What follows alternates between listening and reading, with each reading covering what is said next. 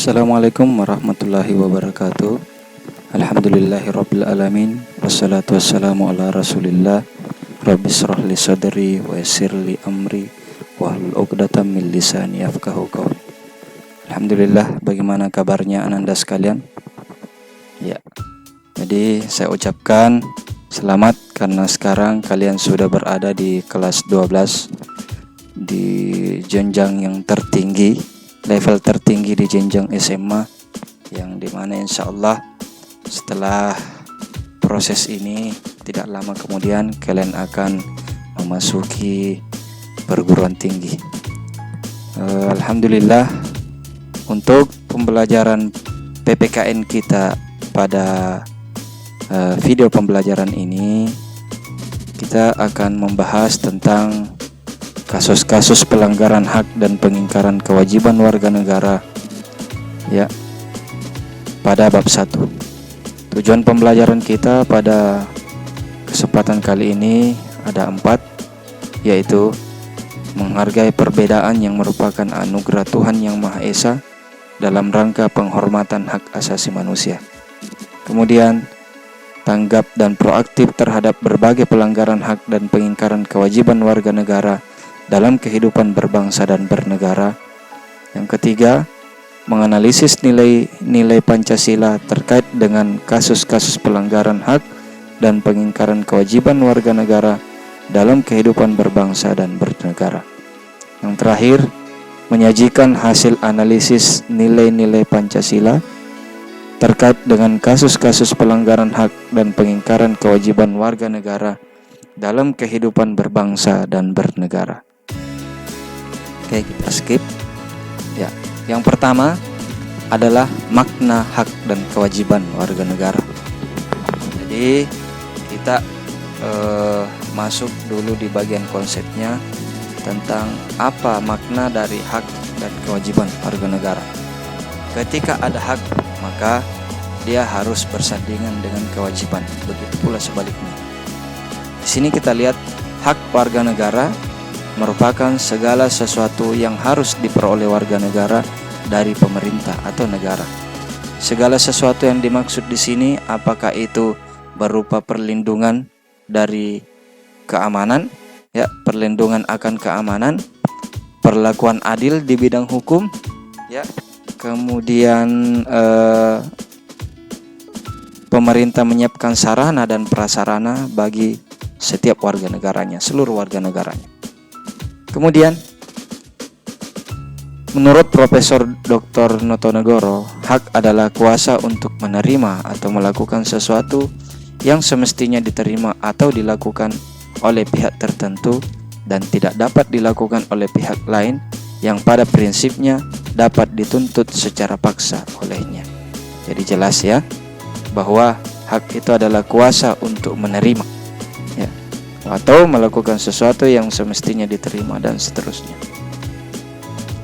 Kemudian ada yang dikatakan dengan hak konstitusional atau constitutional rights, adalah hak-hak yang dijamin di dalam dan oleh Undang-Undang Dasar Negara Republik Indonesia tahun 1945.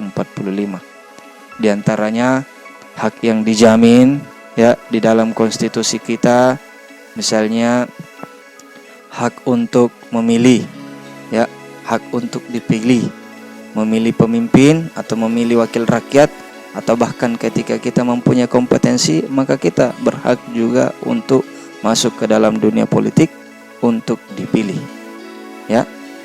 Selanjutnya, kembali Profesor Dr. Notonegoro, ya, kewajiban, menjelaskan tentang kewajiban adalah beban untuk memberikan sesuatu yang semestinya diberikan secara terus-menerus oleh pihak manapun, yang pada prinsipnya dapat dituntut secara paksa oleh pihak yang berkepentingan. Jadi kata kuncinya di sini adalah beban untuk memberikan sesuatu yang semestinya diberikan.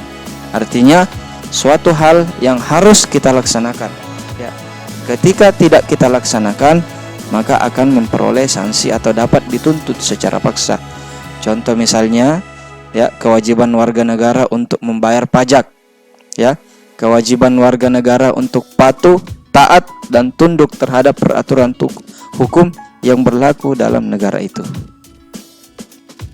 Menurut Kamus Besar Bahasa Indonesia, hak berarti kewenangan, ya, kekuasaan untuk berbuat sesuatu atau kekuasaan yang benar atas sesuatu, menuntut sesuatu.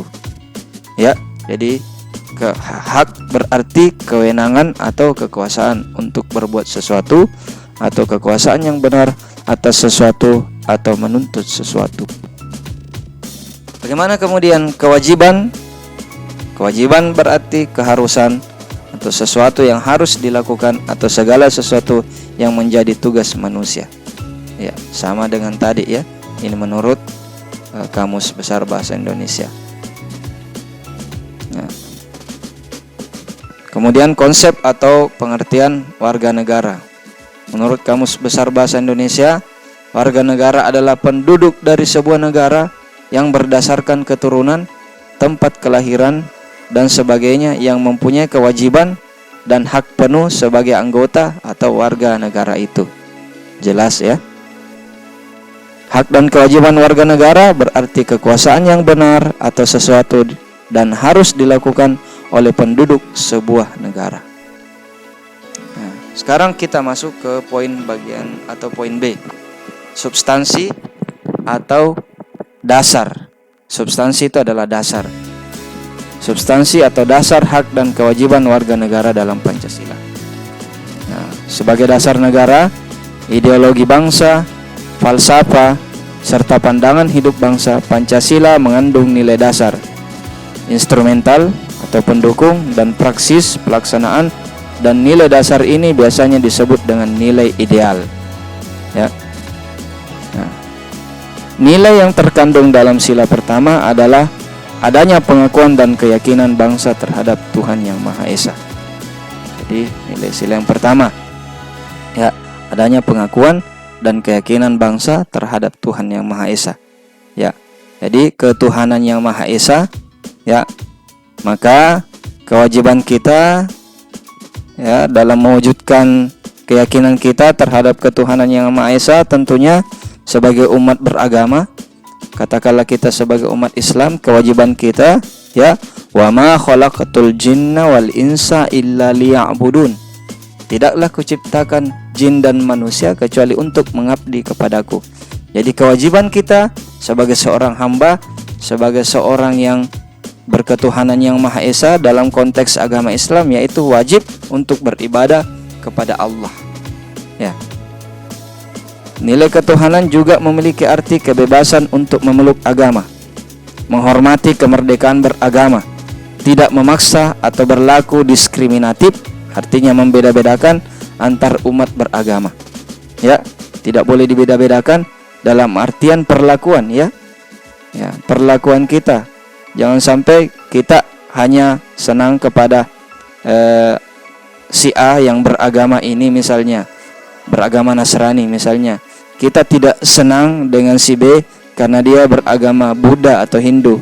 Itu tidak boleh seperti itu ya sebagai anak bangsa. Kemudian pada sila kedua adalah kesadaran sikap dan perilaku agar sesuai dengan nilai-nilai moral dalam hidup bersama atas dasar tuntutan hati nurani dengan memperlakukan sesuatu hal sebagaimana mestinya.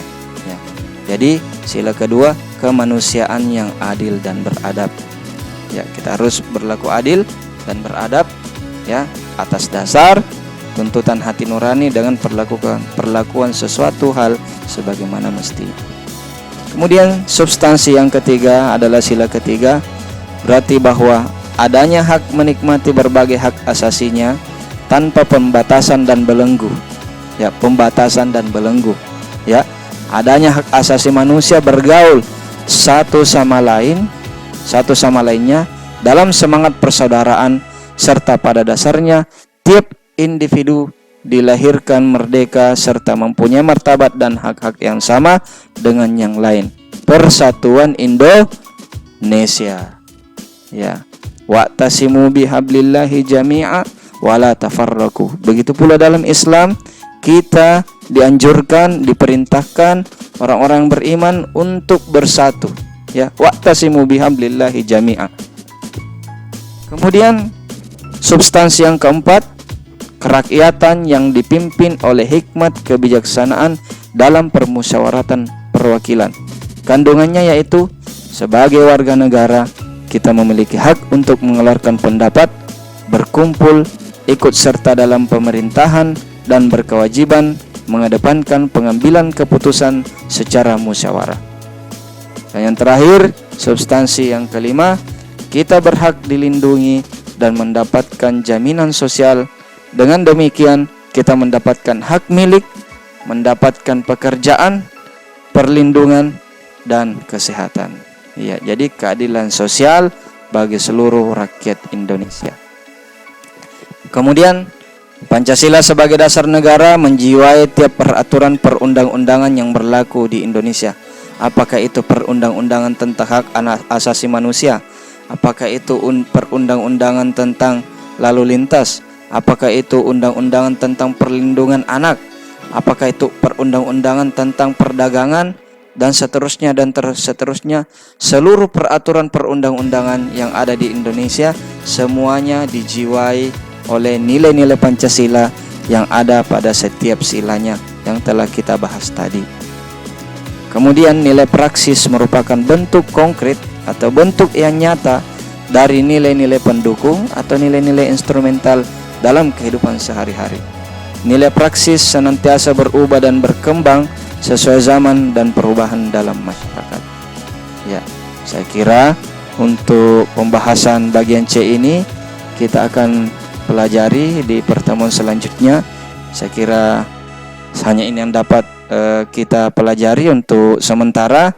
Semoga apa yang telah kita pelajari bersama ini dapat bermanfaat untuk kita semua.